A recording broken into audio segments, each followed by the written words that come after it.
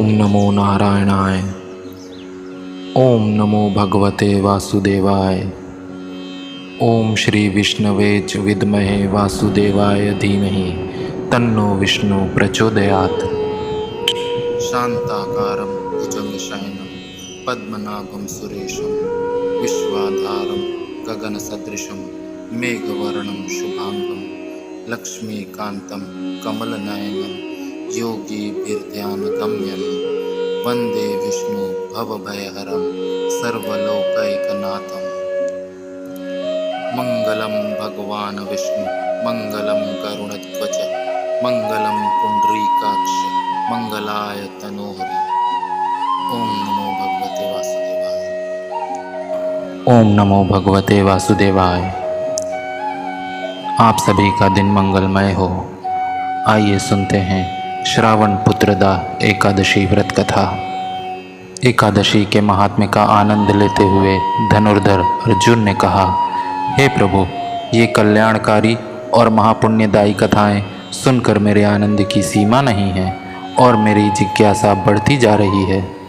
हे कमल नयन, अब मुझे श्रावण माह के शुक्ल पक्ष की एकादशी की कथा सुनाने की कृपा करें। इस एकादशी का क्या नाम है तथा इसके व्रत का क्या विधान है, इसमें किस देवता का पूजन किया जाता है और इसका व्रत करने से किस फल की प्राप्ति होती है। श्री कृष्ण ने कहा, हे धनुर्धर, श्रावण माह के शुक्ल पक्ष की एकादशी की कथा के श्रवण मात्र से ही अनंत यज्ञ का फल प्राप्त होता है। हे पार्थ, द्वापर युग के आरंभ में ही महिष्मती नाम की एक नगरी थी। उस नगरी में महाजित नाम का एक राजा राज्य करता था। वह पुत्रहीन था, इसलिए वह सदा दुखी रहता था। उसे वह राज्य, सुख और वैभव सभी कुछ बड़ा ही कष्टदायक प्रतीत होता था, क्योंकि पुत्र के बिना मनुष्य को इहलोक और परलोक दोनों में ही सुख नहीं मिलता है। राजा ने पुत्र प्राप्ति के बहुत उपाय किए, परंतु उसका हर उपाय निष्फल रहा। जैसे जैसे राजा महाजित वृद्धावस्था की ओर बढ़ता जा रहा था, वैसे वैसे उसकी चिंता भी बढ़ती जा रही थी। एक दिन राजा ने अपनी सभा को संबोधित करके कहा, न तो मैंने अपने जीवन में कोई पाप किया है और न ही अन्यायपूर्वक प्रजा से धन एकत्रित किया है, न ही कभी प्रजा को कष्ट दिया है और न कभी देवता और ब्राह्मणों का निरादर किया है। मैंने प्रजा का सदैव अपने पुत्र की तरह पालन किया है, कभी किसी से ईर्ष्या भाव नहीं किया, सभी को एक समान समझा है। मेरे राज्य में कानून भी ऐसे नहीं हैं जो प्रजा में अनावश्यक डर उत्पन्न करे। इस प्रकार धर्मयुक्त राज्य करने पर भी मैं इस समय अत्यंत कष्ट पा रहा हूँ। इसका क्या कारण है, मेरी समझ में कुछ नहीं आ रहा है। आप इस पर विचार करें कि इसका क्या कारण है और क्या इस जीवन में मैं इस कष्ट से मुक्त हो पाऊंगा। राजा के कष्ट के निवारण के लिए मंत्री आदि वन को गए, ताकि वहां जाकर किसी ऋषि मुनि को राजा का दुख बताकर कोई समाधान पा सके। वन में जाकर उन्होंने श्रेष्ठ ऋषि मुनियों के दर्शन किए। उस वन में वयोवृद्ध और धर्म के ज्ञाता महर्षि लोमश भी रहते थे। वे सभी जन महर्षि लोमश के पास गए। उन सब ने महर्षि लोमश को दंडवत प्रणाम किया और उनके सम्मुख बैठ गए। महर्षि के दर्शन से सभी को बड़ी प्रसन्नता हुई और सबने महर्षि लोमश से प्रार्थना की, हे देव, हमारे अहोभाग्य हैं कि हम आपके दर्शनों का सौभाग्य प्राप्त कर सके हैं। मंत्री की बात सुन लोमश ऋषि ने कहा, हे मंत्रीवर, आप लोगों की विनम्रता और सद्व्यवहार से मैं अति प्रसन्न हूँ। आप मुझसे अपने आने का प्रयोजन कहें, मैं आपके कार्य को अपने सामर्थ्य के अनुसार अवश्य ही करूँगा, क्योंकि हमारा शरीर ही परोपकार के लिए बना है। लोमश ऋषि के ऐसे मृदु वचन सुनकर मंत्री ने कहा, हे ऋषिवर, आप हमारी सभी बातों को जानने में ब्रह्मा से भी ज़्यादा समर्थ हैं, अतः आप हमारे संदेह को दूर कीजिए। महिष्मती नामक नगरी के हमारे महाराज महाजित बड़े ही धर्मात्मा व प्रजावत्सल हैं। वह प्रजा का पुत्र की तरह धर्मानुसार पालन करते हैं, किंतु फिर भी वे पुत्रहीन हैं। हे महामुनि, इससे वह अत्यंत दुखी रहते हैं। हम लोग उनकी प्रजा हैं, हम भी उनके दुख से दुखी हो रहे हैं, क्योंकि प्रजा का यह कर्तव्य है कि राजा के सुख में सुख माने और दुख में दुख माने।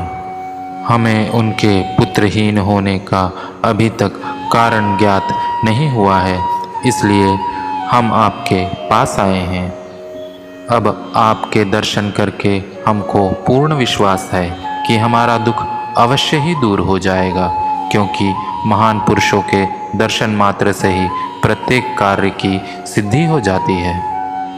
अतः आप हमें बताने की कृपा करें कि किस विधान से हमारे महाराज पुत्रवान हो सकते हैं। हे ऋषिवर, यह आपका हम पर व हमारे राज्य की प्रजा पर बड़ा ही उपकार होगा। ऐसी करुण प्रार्थना सुनकर लोमश ऋषि नेत्र बंद करके राजा के पूर्व जन्मों पर विचार करने लगे।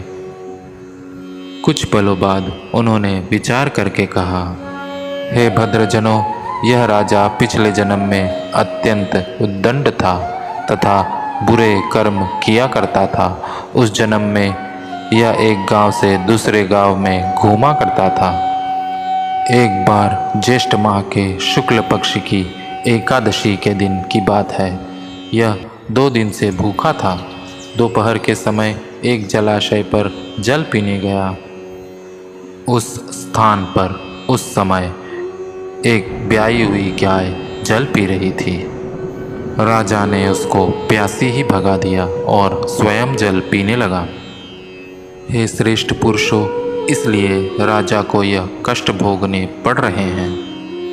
एकादशी के दिन भूखा रहने का फल यह हुआ कि इस जन्म में यह राजा है और प्यासी गाय को जलाशय से भगाने के कारण पुत्रहीन है।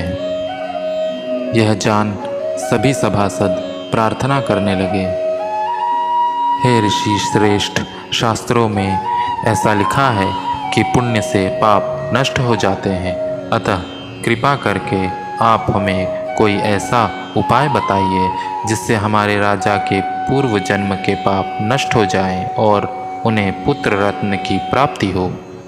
सभासदों की प्रार्थना सुनकर लोमश मुनि ने कहा, हे श्रेष्ठ पुरुषों, यदि तुम सब श्रावण माह के शुक्ल पक्ष की पुत्रदा एकादशी का व्रत और रात्रि जागरण करो और उस व्रत का फल राजा के निमित्त कर दो, तो तुम्हारे राजा के यहाँ पुत्र उत्पन्न होगा।